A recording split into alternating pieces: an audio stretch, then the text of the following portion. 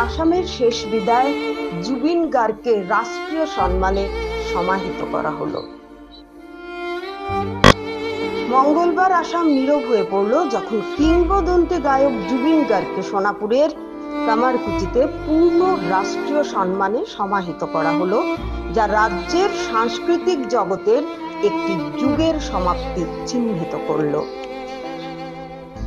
আসাম পুলিশের guard of honour এবং 21টি বন্দুকের সালামের সঙ্গে শোকের পরিবেশ সৃষ্টি হলো।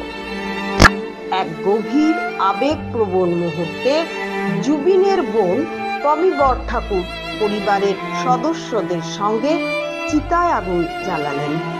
আগুনের শিখা উঠতে থাকার সঙ্গে সঙ্গে তার কালোজয়ী গান মায়াবিনী বাজতে থাকলো।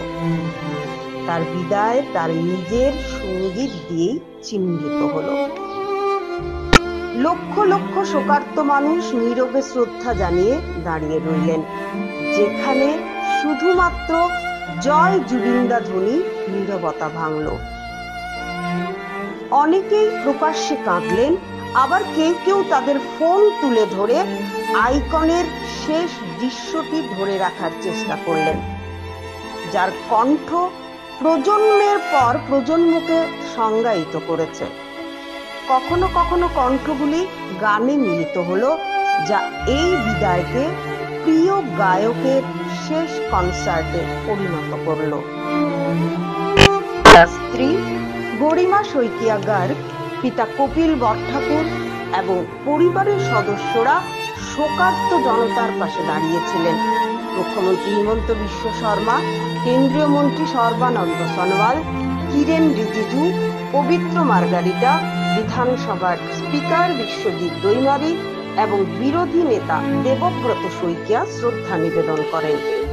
প্রধানমন্ত্রী নরেন্দ্র মোদীর শোকবার্তা কেন্দ্রীয় মন্ত্রী রিজিজুর মাধ্যমে প্রকাশ করা হয়।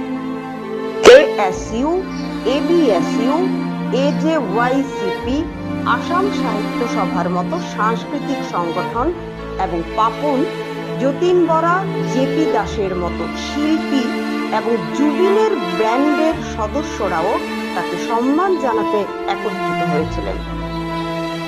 যখন আগুনের শিখা তার নশ্বর দেহকে গ্রাস করল, তখন আসামের জন্য অমর হয়ে রইল তার সঙ্গীত, তার আত্মা এবং তার ভালোবাসা।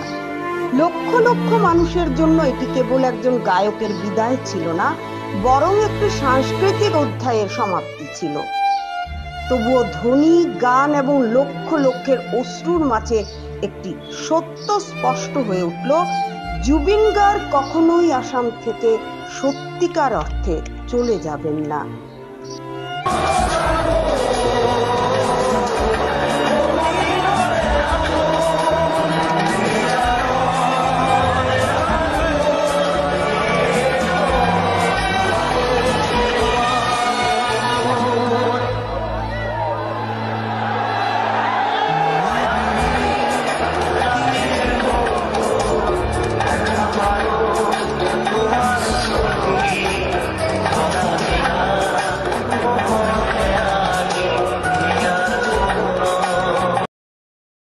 Meghalaya, the abode of clouds.